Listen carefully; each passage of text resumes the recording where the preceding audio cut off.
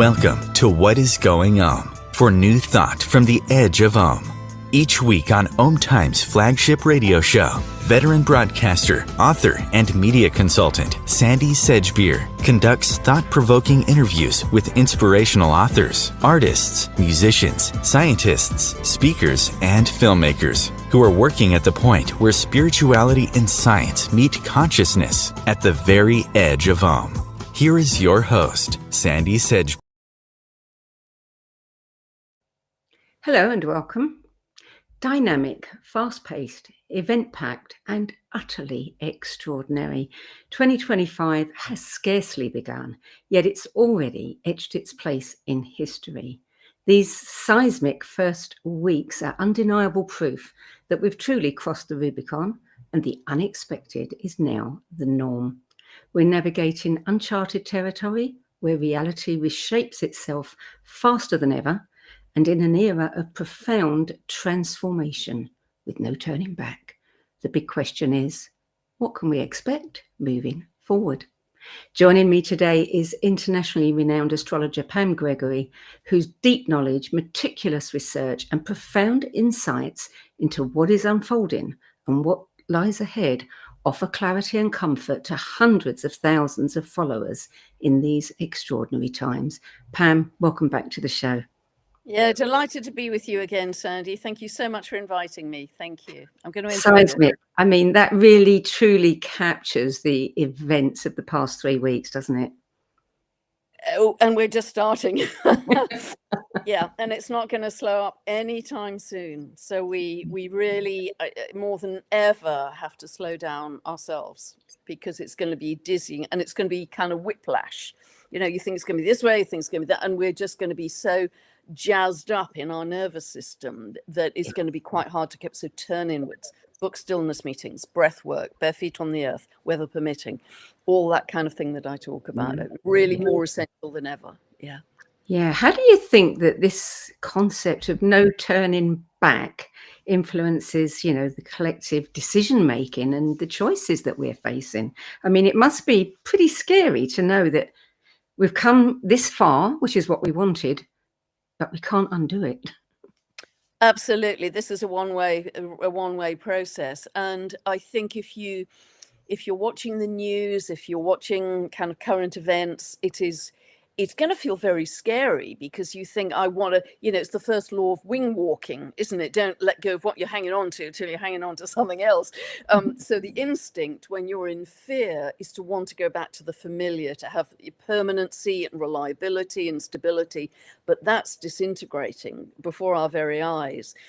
And so that's quite a scary place to be. So for me, the only way out of this is shifting your focus and changing your frequency. It's the only way out of this, because if we can turn that panic, anxiety, fear into excitement for what's coming, the people who are focused on the excitement of this, not just transformation, but complete metamorphosis for humanity, we're going to become ultimately a new species, not this year, but it's the beginning of a process.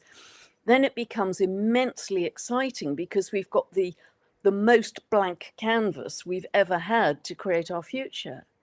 So rather than going, that's terrifying, grasp the opportunity, because it really is a once in humanity's many lifetimes, I believe, opportunity that we're in right now. It's never going to be the predictable, go to school, go to college, meet someone, get married, have a job, buy a house, have kids.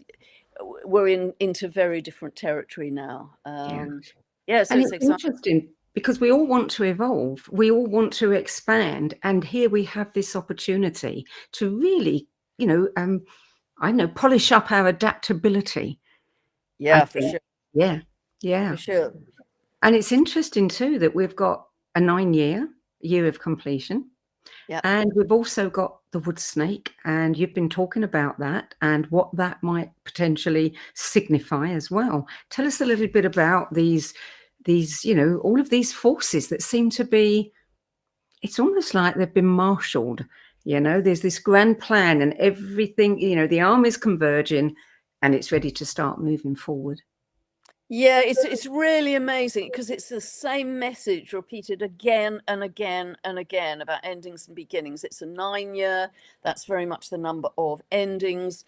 The wood snake, I don't know much about the wood element because I'm not familiar with Chinese astrology, but certainly the snake is a symbol of transformation because it sheds the skin and never takes back that old skin again. It's a whole new skin for it to move forward. So it's very much a symbol of transformation, and it's very much a symbol linked to Pluto, actually, and Pluto's incredibly powerful this year.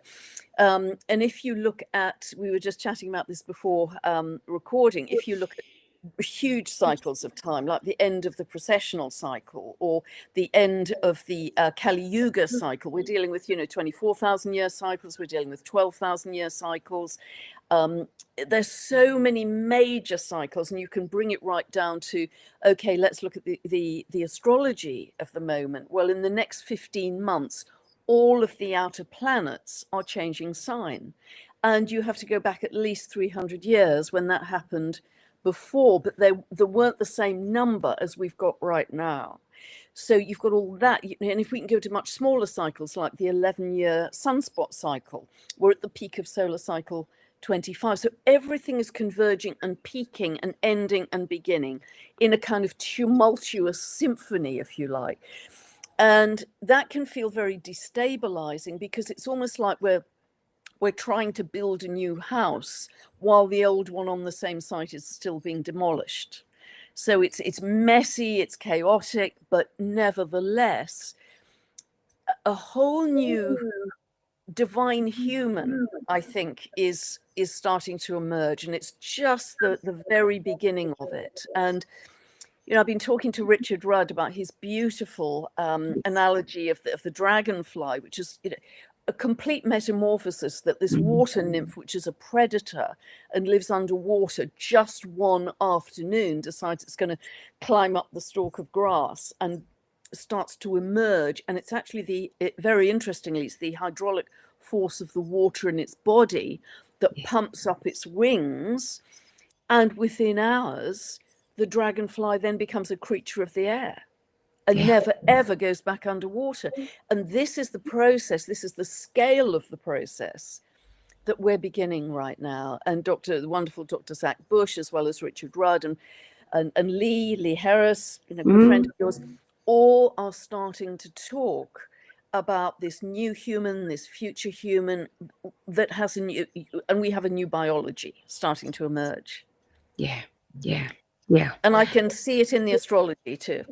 Yeah. And what's so interesting is things that would have been dismissed or completely ignored or poo-pooed even just 5 years ago are suddenly, exploding in the mainstream. I mean, the telepathy tapes, all of these topics, the channels, the technologies, the galactic communication, people are taking it seriously now.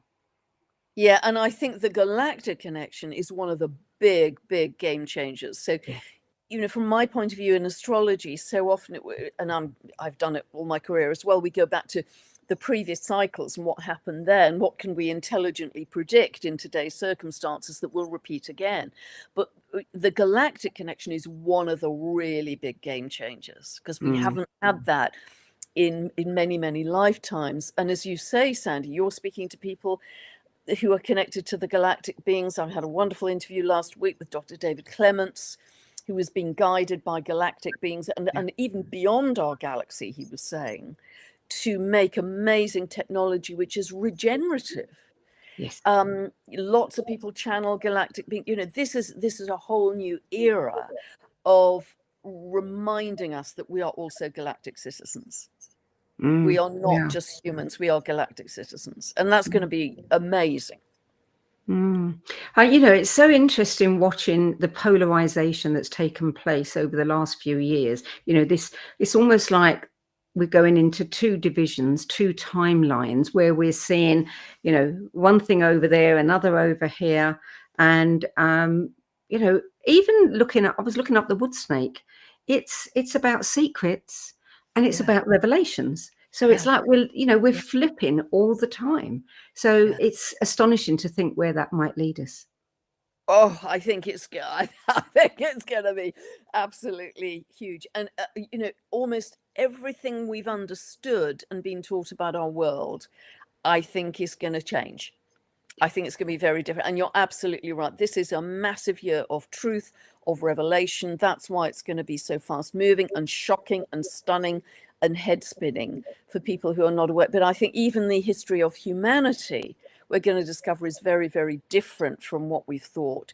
And it's going to come kind of rapid fire, starting any minute, actually.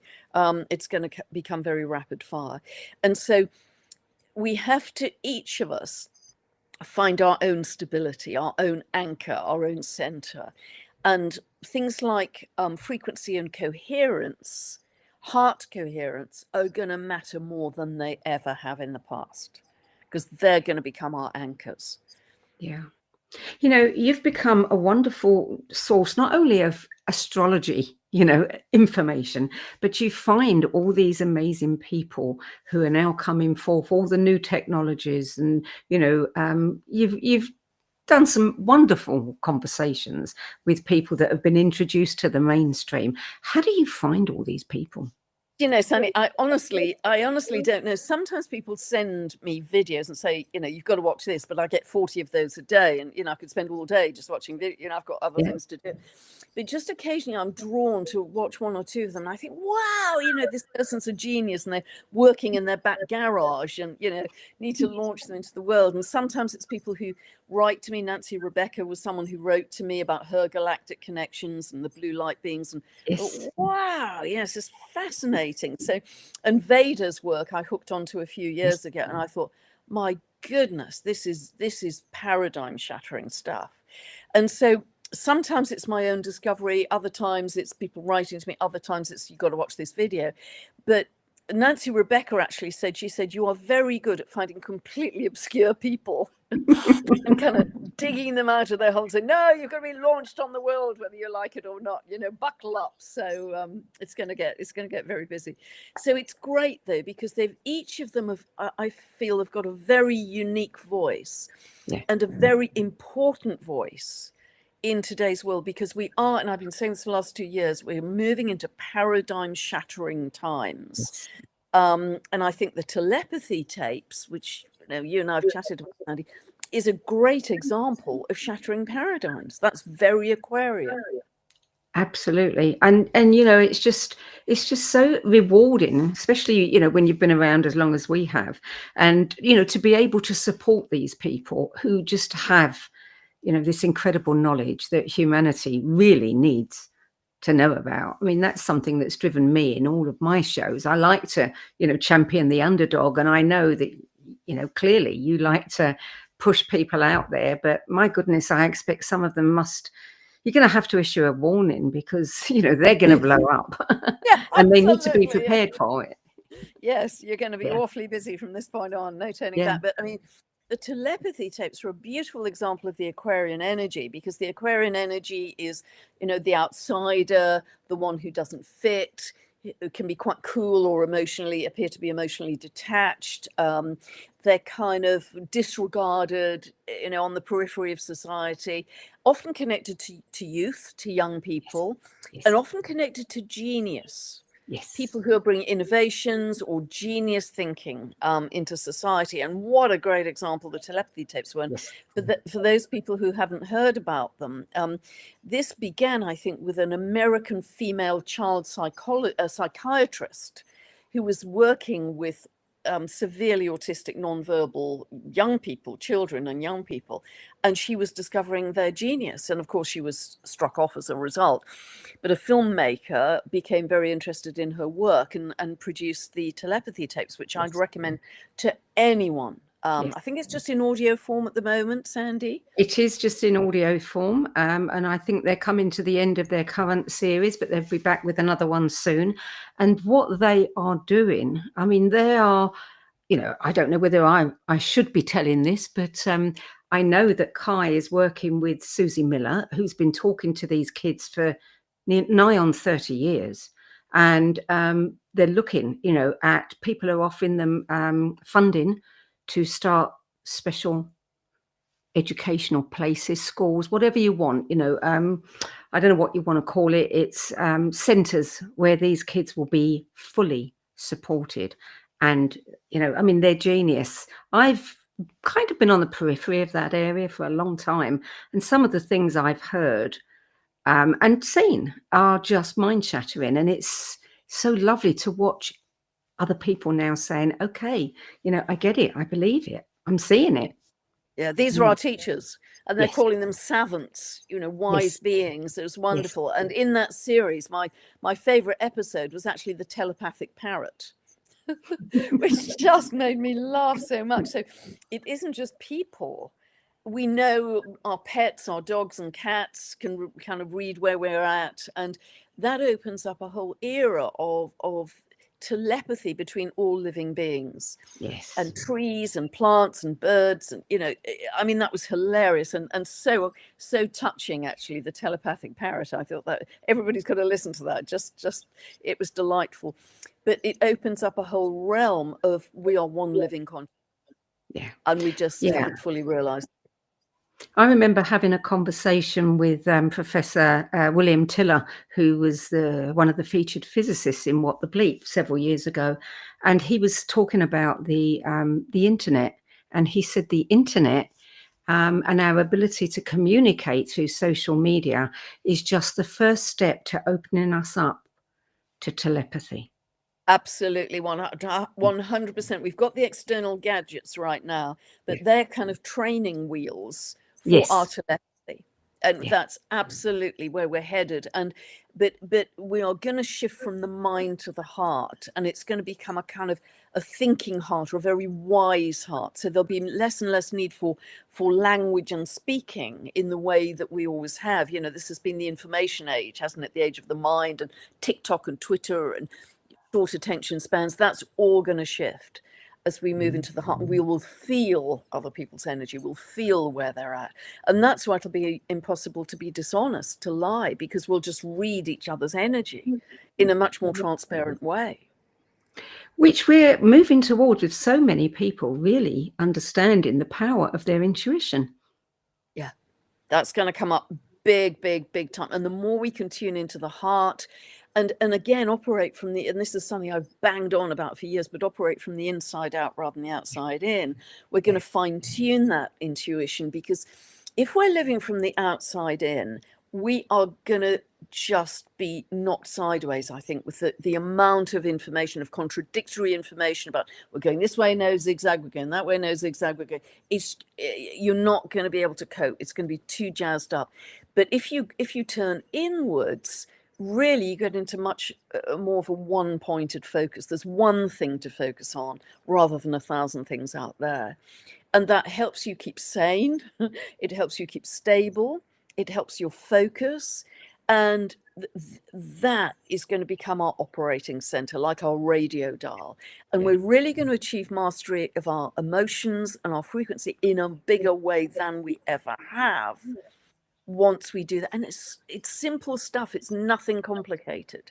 It's all the stuff I talk about, bare feet on the earth, hug a tree, laugh with a friend, hug a child, did breath work, candle gazing, all of this incredibly simple stuff to bring you back to center. And I know you picked up on this, Sandie, but in a world where misery is encouraged, love and joy can be acts of defiance. And I think that's really important. I love that. I mean, so many people I hear saying, I want to do something. What can I do? And we don't think that something as simple as this is the most important thing that they could do. Yeah. Yeah. Absolutely. Love out loud. Yeah. Because love more loudly. And it's what we are broadcasting as an energy and a frequency that will infect the collective. Because if you think, God, the horrors that are going on, the wars and the suffering and the fires in California that cause such devastation, and it's just horrendous. And you think, what can I do? I can't deliver aid? I'm thousands of miles away. If I send money, is it reaching the people? What can I do? Well, one of the things you can do, and Lynn McTaggart is the queen of intention in demonstrating this. She's got a big peace meditation actually coming up on the 1st of Feb, you may know. And she's got an evidence tab on her website of the evidence of what her meditations have done. All of us can do that for free at home. Yeah. All of us can send love, joy, peace, gratitude, compassion to change the world, to change our future timeline. Yeah, well, the power of prayer has been demonstrated over and over and over. Yeah. Of all the things that are emerging, and there's so many of them, what's exciting you the most? Oh, I think it's this idea of the new human, the future human. I think it is. And that excites me greatly. Plus the solutions, the boggling solutions that principally young people are coming up with. On my Facebook, I've got 2 pages on Facebook, and every day, at least once, but often several times, I'm posting brilliant innovations, often from school children, who are taking an issue like pollution or, microplastics or whatever, and turning them into something amazing. I mean, I just read one today. It was a young chap, I think he's about 14, and he has discovered that comfrey, the herb comfrey, is just as good, if not better, a fertilizer to grow crops than chemical fertilizer.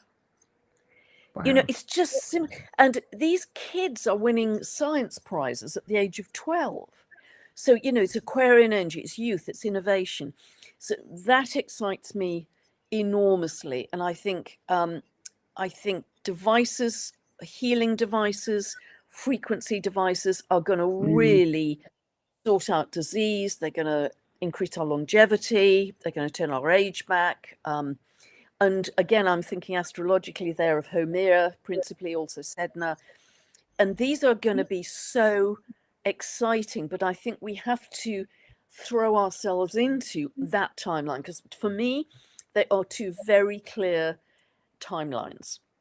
Yes. One is much more technological and synthetic, and the other is much more natural and organic. So one of them is about the latest Apple or Google virtual reality goggles and having a Neuralink and getting nanobots to go around your body and clear up any disease. You just have to take a pill to get all your nutrition, that kind of timeline. Or are you going to be kind of sticking your hands in the soil and going back to growing your own food, biodynamic farming, getting together with a group of people who love that and want to do that? And I've often used the analogy of you're at a big airport and you've either chosen, fast track or slow track. We're both going to get on the same plane of unity consciousness at the end of the day, but we're taking very different routes to do that. And I know which route I'm going to be on the bumpkin path. Yeah, absolutely. I'll be there with you. Yeah, it's interesting what you're saying about the young innovators, because I think the Generation Alpha, now they're calling the demographic cohort that's succeeding Generation Z or Z, and they were from 2013 to the mid 2020s, I think, and to call them Generation Alpha, I mean, that word alone, is the beginning. It's amazing how all of this, the little pieces that you'd pass over are all pieces of the puzzle. They're telling us a story. Yeah, and the young people are going to be our teachers. Again, on social media, I occasionally catch some really young people who are kind of 3, 4, 5 years old, and the parent, the mum can ask them about what is God and what is source and what is soul, and they'll just go into this soliloquy that you think, blimey, wow, they really are our teachers. They're wired differently, but that's where we are headed. We are changing our internal biology, and Greg Braden and Cryon have both talked about the reactivation of our 24th chromosome, but it's the interaction of the particular cosmic forces, because the Earth is moving through the galactic current sheet, which it only does every 12,000 years. It's another big cycle. And the interaction of the cosmic energy and the very high frequency light is interacting with our DNA to bring it back online, to make us more multidimensionality, or remind us how multidimensional we are. And then you're into complete game changer territory, total. So I think it will be very hard to predict what is day-to-day life going to be like, even 3 years down the road. It's going to be completely different. Yeah. Just take just one little thing, with the rise of technology, and you've talked about the, robots, etc. If they're going to be taking over work, and, we've got AI that's, many journalists are just fading away because of it. What's going to happen to workers? What's going to happen? How are people going to be earning their living? What do you see there? Well, it's a very big question. And I was actually writing about this way back in 2013, but it's a very big question, because that starts to change the socioeconomic structure. And does that mean that the government will give a sort of a universal handout? And what does that mean in terms of obligations, etc.? So I think there's some huge ethical questions. And I think those people who wish to will more and more break away and think, actually, if we model to some extent society on indigenous societies, they have an incredibly healthy way of living. I mean, they don't pay for childminders, they don't pay for gardeners, they don't have a kind of job that they go to 9 to 5, and it's thriving. They are like an extended family of huge respect, and every living being is a member of that family. And so it's a shared responsibility. They don't have money that they deal with. They just live close to the earth and find their own food, grow their own food. So I think that is one of the possible models for us going forwards, because it's going to be a combination of kind of the understanding of leading edge physics in terms of manifestation, and yet at the same time going back to indigenous wisdom and all that can teach us about the earth and the shamanic instinctive connection to the earth. And we're going to rediscover that sacred connection to the earth that's just been so trashed, certainly in our lifetime and many recent lifetimes, that we've used it to exploit and to pillage and being separate. Yes. Lived in big cities, and it's not something that we felt part of. But we can't exist without nature. It was very interesting. I'm sure you know this, Sandie, but way back in 1953, this is how the Schumann resonance got its name. It was, I think he was a professor, Professor Schumann, and he took a group of student volunteers, and they volunteered to go into a kind of lead building that was cut off from the energy of the earth, so they couldn't feel the resonance of the earth's heartbeat, if you like, that 7.83 hertz. And within quite a short space of time, within 2 or 3 days, they all started to become quite unwell, physically and mentally, a bit unstable and unwell physically. So unbeknown to them, Professor Schumann reintroduced the earth's heartbeat into the lead building. He didn't even tell them, and they all became kind of normalized again.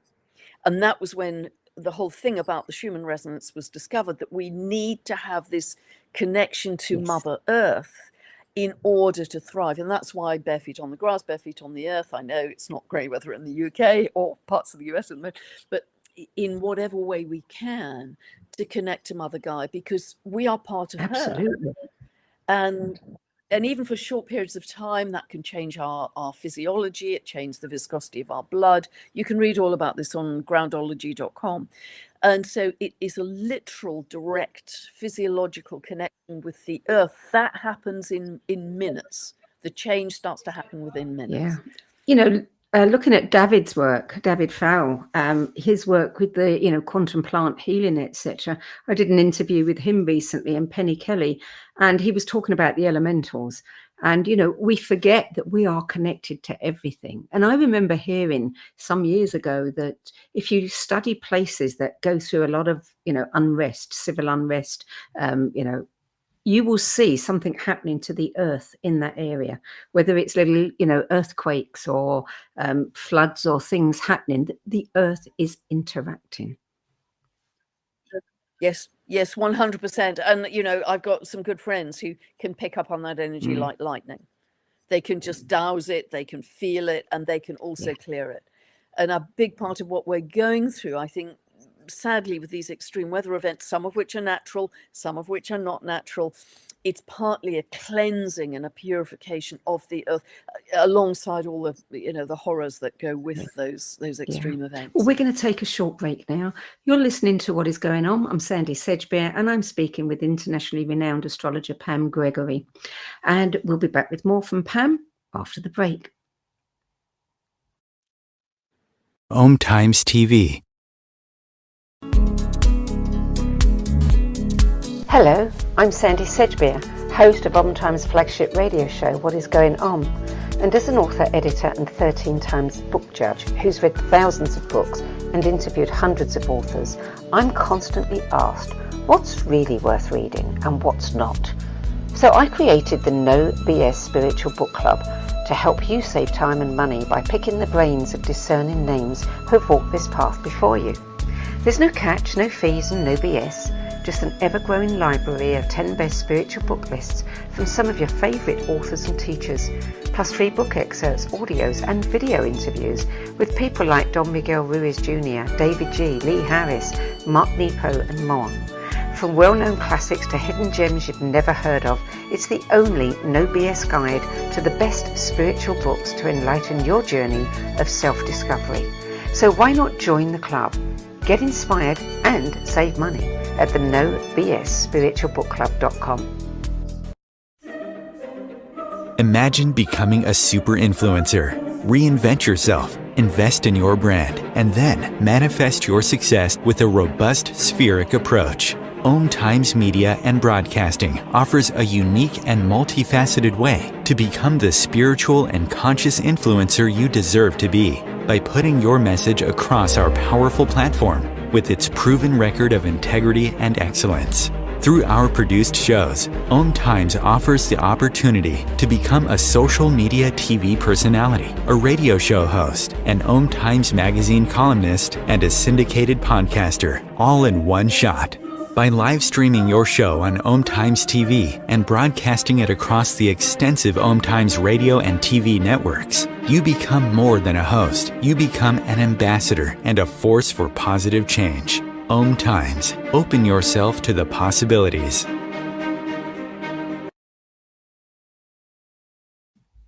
Welcome back.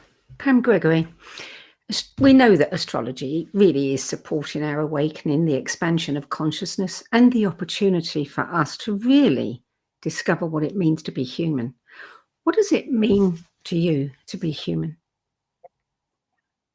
Wow, that's a great question, because that was one of my really big themes this year. You might be aware, Sandie, because I think we are going to be offered many choices, some micro, mini, some big, that really underlying those choices is, so what does it mean to be human? Because I think we're going to be offered some really cool, convenient, quantum jump ways to get to experience different dimensions, to experience multidimensionality in a way we've never done before. And that's going to be very attractive. It's going to be very seductive. But is that truly a natural and organic path for humanity's evolution? For me, and this is simply my personal choice, it's up to everybody what route they take. But for me, as I always say, I'm going to stick to my bumpkin path, because I know if I follow the natural and the organic, that is what nature intends for humanity's evolution, in my humble opinion. Other people may follow the quick fix, as it were, the convenient, and it will seem very exciting and it will seem very accelerated, even beyond the people who haven't made that choice. And they'd be thinking, come on, guys, this is a no-brainer. Look at all you can experience with these very simple and accessible texts. So I think we have to come back to that. But for me, it is remaining natural and organic without any invasive technology. I think it's the invasive technology that I draw a line at, because we do have Neuralink now, a chip in the brain. In Sweden, certainly for the last couple of years, you can easily get a chip in your hand, which means you can buy your train ticket faster. Sweden is big on this, on microchipping. If you work for certain large companies, you have to have a chip in order to open the office door, operate the coffee machine, get into the loo, and it's an opening, to all of the elements in the building and your computer as well. And so certain companies, as I understand it, are insisting on that as a condition of employment. I think I'm right in saying that, because Sweden are way ahead. And for me, I would have to say, do you know what? That wouldn't work for me. I'm not having the truth. So it's the invasive side, I think. Yes, we're going to be operating with AI, whether we like it or not. That's in our world right now. We know it is. The automatic voice being that you have to deal with on the phone with a utility company or whatever. But it's the invasive side where I say, no, I'm going to stay currently human. But of course, we are not, in my view, 100% human. We are hybrids. We are galactic hybrids, because we've been cross-pollinating with other galactic races for millennia.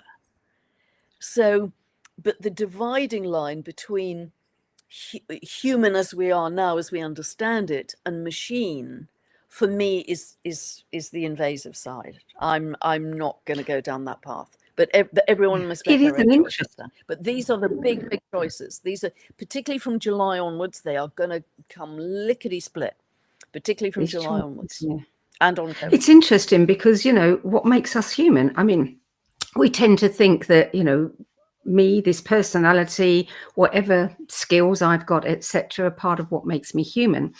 I look at AI and what AI can do, and as a writer, I'm shocked because it can write much better than I can. So now who am I? If I'm not going to be a writer, what else am I going to be? I mean, and many people will be facing this in different ways.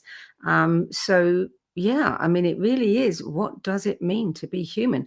I think it's the emotions. It's got to come in with the feelings and the emotions and the compassion and caring for one another. I think that's absolutely. Yeah, really good point, Sandie. It is. It's the heart. It's the heart. It's the heart and a sense of your own divinity and sacredness. Those two things are super important, the heart and your sense of divinity and sacredness. And I also think to some extent it's creativity.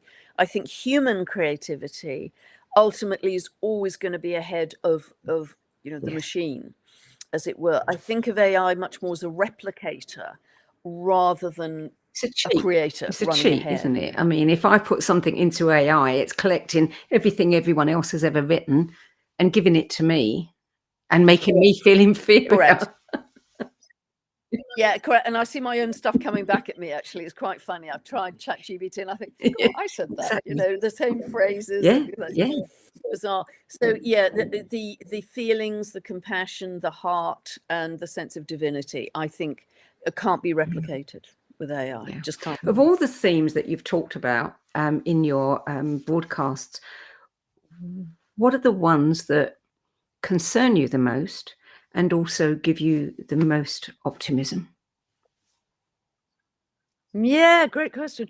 The one that concerns me the most, that isn't getting much airtime at the moment, is the increasing electrification of the Earth.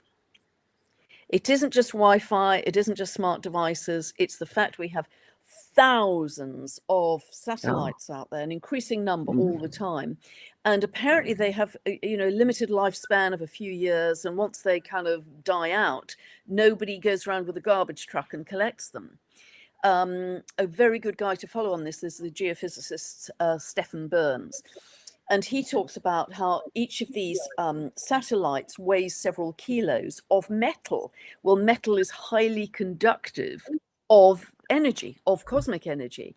And so what that is resulting in is a much greater destabilization of all of the levels of the Earth, the ionosphere, all the way through to the Earth's surface, the Earth's core, which is iron and nickel as well.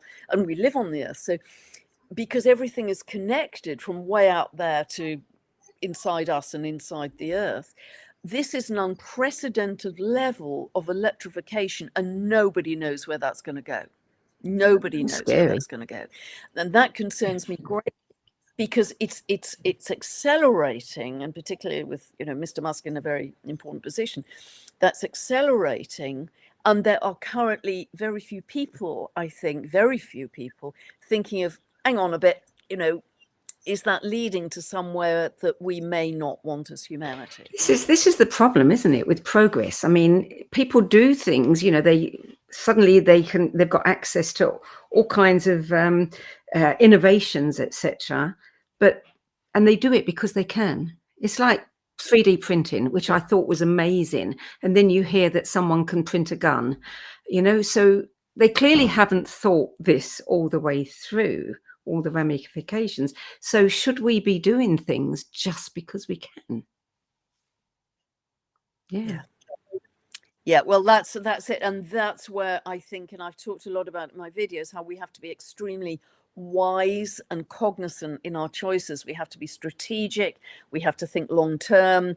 You know, if I do X, Y, Z, where is this going? Because I think it's going to be very easy to be seduced by novel technology. And that's the kind of micro decision. But you suddenly think, this has got me onto a pathway that, eek, you know, I'm on the wrong lane in the motorway now, as it were. So I think we just have to be very, very discerning and thoughtful, you know, like a chess player, in terms of the decisions and choices we make, particularly this year, because they're going to come so thick and fast. So knowing the astrology for this year, as you do, by the end of the year, what will we have seen? Whoa! Yeah, so we will have seen the increasing crumbling of the old order. And even if you feel it isn't looking that way on the news, the foundations, you know, it's not that game, is it called Junker, where you pull out the wooden blocks and eventually the whole thing. Jenka. It's a bit like that. So it appears to be, to some degree, more authoritative at a centralized level. The astrology is showing me that it's crumbling. These are old systems which no longer serve us, and the direction of travel is decentralized, because it has always been that way. When Pluto has moved into Aquarius, the power has begun to shift to the people. It's not handed to us. We have to work for it and earn it. But it is going to be much more grassroots, community-based, like-minded people coming together, forming groups, and coming together with a sense of sacredness, I want to say. And in these little pockets which are emerging all over the world, you know, they're buying land, they're growing food, they're meditating together, they're seeing the earth increasingly covered in a web of light. And they, in their quiet way, are creating miracles for our future timeline. And this is something that comes up a lot. You know, I have this free 15-minute meditation, which started on a Sunday evening, and people have asked, can we do it every night? Because there's so much suffering in the world, which we do. No Zoom links, no tech, no recordings, no nothing. You join energetically. I've got a video on my channel called Sunday Meditation, but it's actually every night now. So anybody can do it from anywhere, really. 15-minute meditation. And the experiences that people are having, they report back that they're kind of bounced out to the galaxy, and they can see this incredible web of light, which is getting stronger and brighter by the day. They're seeing thousands of tall, benevolent galactic beings joining us and cheering us on. And it's thrilling what people are experiencing in these meditations, which all of us, any of us, can do. And so it's that gives me tremendous hope. And at the moment, often these little pockets of like-minded people are not necessarily connecting with each other across the world. The meditations do it, but they're not connecting in any other way for obvious reasons. You know, they're staying quiet. But there will come a time very soon where they will connect like a web. Yeah. Like a web of light in a much more tangible way. And then we have a freedom movement. You know, then we have something very, very different. And that's what excites me. And also the fact our biology is starting to change, and this shift further into the light body and this is going to take a little while, it's not all going to happen this year, but many people are already, and it's only January, starting to feel that. So by the end of the year, more people will feel that, more people will be psychically sensitive, more people will have pulled back from the 3D world and decided to put their knapsack on their back and go their own way, and connected to other like-minded people. More people will be meditating. More people will be sensitive to connecting with the earth and trees and animals of all kinds. So those are going to be it's a shift from outer to inner that I hope and believe we will see by the end of this year. And there's still a lot of work to be done, but this year is the kind of turbulent and chaotic year in a way, but the year of greatest promise, because we have got a pretty much blank canvas. We are creating with our thoughts, our emotions, and our choices our tomorrow in every moment. Every moment we are creating this. The canvas has never been more blank, because in the old days of our life, we'd follow the predictable path. There's no predictable path now. We are creating it, and that's a great spiritual responsibility, but it's exciting because we can make it what we want, full of love, joy, compassion, gratitude, abundance, sharing, helping each other in a way we have never done in this lifetime, or again, many lifetimes. And that, if you can link with the right people, even ideally in person, but even online, that becomes a momentum where you think, wow, I am really riding something that's incredibly exciting, rather than feeling despair. Were there any themes that you didn't have time to include in your broadcast on the themes for 2025? Wow, I'm sure some will emerge. I think we are certainly, and what I didn't emphasize enough probably is, I think we are going to discover way more about our cosmos, our galaxy, our cosmos, our universe, than we have ever known, which may knock all of my astrology into a cocked hat, frankly. But I'm open to that. It's a paradigm shift. So I think we are going to discover way, way more about the out there than we have ever known. Yes, it's the Galactic Connection, but it's actually the way the reality of the cosmos, the reality of the universe is formed, the energy of that. And we're just starting with, Dr. David Clement's work and other people's, Veda Austin's work. We're just getting a kind of glimmer of that. But I think that will radically change our view of the cosmos and how we create our reality in a huge way. And I probably didn't emphasize that enough, but that was a really good question, Zoe. Yeah. So you've talked about how, you've given us some guidance and tips on how people can kind of find their stability through all of this. What can we take from the 9-year, the whole completion, concept that could help us in wrapping up personal things that we need to let go of? Do you have any? Yeah, great question. I think stop giving life support to what is not for your greatest good. Stop giving life support. Stop watching the news. Stop going, isn't that horrific? Because that is food in the quantum realm. And that's true on the collective level. Whatever we give our attention to, we are feeding.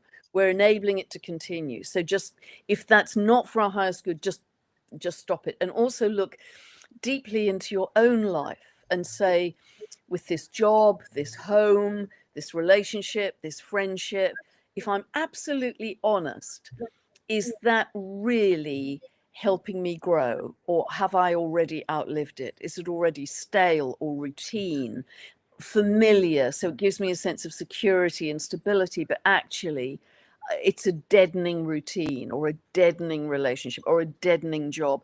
And be really brutally honest with yourself, because often as we close that old door, a myriad of opportunities pop up, which we could never have imagined until we close the door. But we have to close the door to free up the energy to create the new with.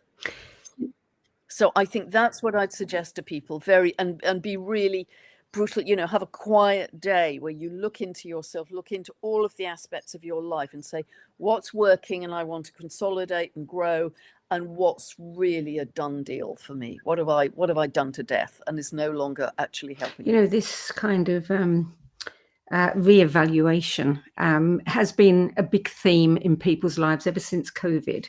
We can look back on COVID now and we can see some of the benefits that we couldn't see at the time, but it has certainly been a demarcation point, and people have started reevaluating. Do I need, to have that second car? Do I need to earn as much? Would I be better off, doing something that I love? So that's interesting.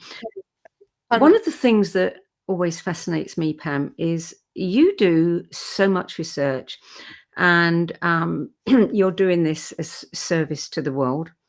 And you see all the possibilities that are to come, but it's not the same as actually watching what happens when they do come. For instance, you may have talked about fire, water issues, etc., and then you see something like what happened in LA. As an energetically sensitive person, which I know you are, how does that sit? Because you're carrying the thought of what might happen, and then you're feeling the reality of it. Yeah, that's a really good question, because inevitably our heart goes out. I mean, the emails I got from the people in South Carolina, in Florida, in California were just absolutely heart-wrenching. I mean, because they're, by the grace of God, go you or I. It could be any of us that lost everything, and that in moments lost everything. I mean, it's just unimaginable. It does help us bring up our compassion, for sure, and come together as humanity. But what do I do about that? Great question. Because I can see some very big climate changes this year. Very big extreme events with changes of sea level and extreme climate, wind, fire, flooding, etc. And I need to stick to the integrity of the astrology and state those, but at the same time not over-egg the drama, and also say, people, we can change the severity of this. Yes, it's in the astrology. We can change. It's almost like a symphony. You're the orchestra of your you're the leader of the orchestra of your symphony. So do we need to play down the bass notes? Do we need to bring up the triangle and the piano? We can change the severity of potential extreme situations by living in love, living in joy, living in peace, living in compassion. We can change it. If we go into fear, we will amp up what we absolutely don't want more of, and then blame it for giving us a hard time. You get into this ridiculous circle of, because I know this isn't a popular view, but I do believe in my bones this is the case. If we believe we are responsible for creating our reality, by logic, it must be the case to say the collective consciousness has created the collective reality. So we've created a lot of this through fear. So we have to stop it. We have to stop it and shift our focus and our frequency, even one degree on the compass needle, 1 degree, to soften the potential extremes that may be coming up. And then we'll have an easier ride through these, this, as we're taking off in the plane. Yes, it's turbulent, but you get an easier ride at higher altitude, i.e. higher frequency. Yeah. It does, and I'm right with you there. I do believe we create our own reality, and we are responsible for everything that we're experiencing, for sure. I actually had that shown to me, that your outer world reflects your inner world, when I was going through a very stressful time recently, and then everything fell apart around me. I mean, we see it all the time. We have to change, as you say, within. It's all from within. 100%, and I feel it in my bones more and more with every passing day. We create it, and what we see in our reality is just a mirror of what we're broadcasting. So it's an inside job. Always, it's an inside job. I want to thank you on behalf of everybody who watches your videos. We have to acknowledge the amount of work and the passion and the energy that you put into this. You've devoted your life to doing this. And so I want to officially say thank you on behalf of everyone, because you deserve that, Pam. Oh, bless you, Sandie. That's really touching, actually. It makes me feel very emotional. But I think it's just that's what I'm here to do. But bless you, I deeply appreciate that, and it does make me feel emotional. And when people send lovely comments, you know, I get quite choked up. So thank you for that. Welcome. Pam Gregory, thank you so much for being with us today. I've loved it, Sandie. Great questions. Good. Loved it. Thank you so much for inviting me and having the opportunity. It's our pleasure. To keep up to date on what's happening on planet Earth, you can watch Pam's frequent astrological commentaries on her YouTube channel, and you can check out her best-selling books, How to Co-Create Using the Secret Language of the Universe. And you don't really believe in astrology, do you? And teaching videos as well to help you begin your own astrological journey at thenextstep.uk.com. That's it for this week. I'm Sandie Sedgbeer. I'll be back at the same time next week with another edition of What Is Going On. Till then, it's goodbye from me and a huge thank you to Pam Gregory. Yeah, thank you so much, Sandie, and love to everybody. Thank you.